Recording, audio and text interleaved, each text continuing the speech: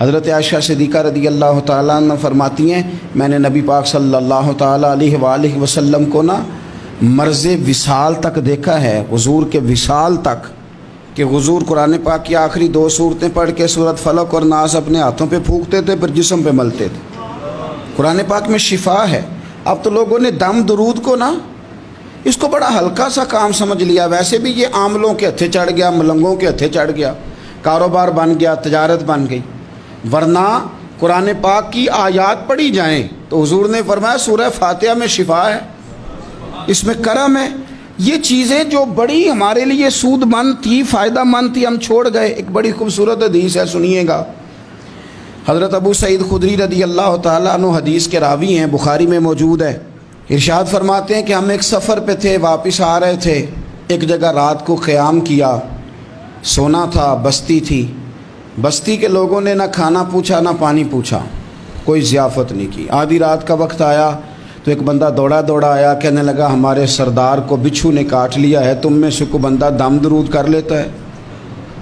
تو ایک صحابی کہنے لگے کر تو لیتے ہیں، پر تم نے چونکہ ہمیں کھانا پانی تک نہیں پوچھا، تم اگر دم کراؤ گے تو مفت نہیں کریں گے۔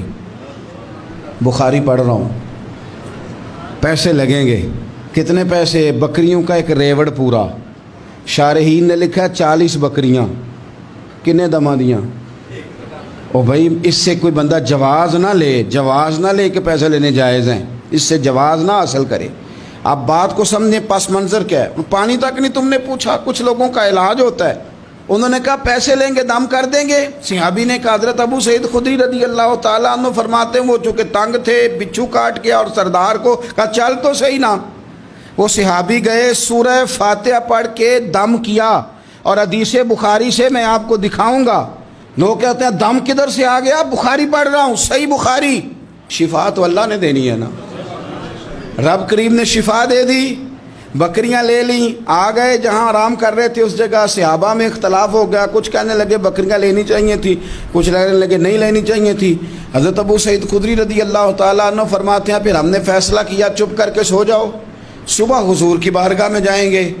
اگر کریم نے کہا لینی چاہیے تھی پھر تو موج بن گئی، اور اگر کہا نہیں لینی چاہیے تھی تو بکریاں ہانک کے واپس کر جائیں گے۔ مسئلہ کیا ہے؟ کہتے ہیں صبح گئے حضور کی بارگاہ میں، جا کے مسئلہ عرض کیا، یا رسول اللہ انہوں نے بھی پانی کوئی نہیں پوچھا تھا، ہم نے بھی کہا دم کریں گے تو پیسے لیں گے، تو ہم نے یہ بکریاں لی ہیں۔ شارحین لکھتے ہیں 40 تھی شاید، تو یا رسول اللہ اب کیا کریں؟ حضور مسکرانے لگے، حضور مسکرانے لگے۔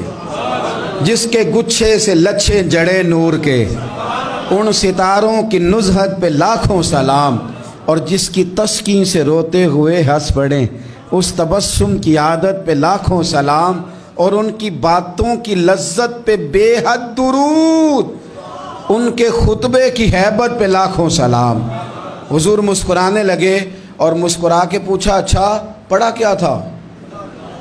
یا رسول اللہ سورہ فاتحہ۔ فرمایا سکھائی کس نے تھی؟ کہا یا رسول اللہ آپ نے۔ فرمایا پھر آدھی بکریاں میری ہیں آدھی تمہاری ہیں، پر میرا حصہ نکالو نا۔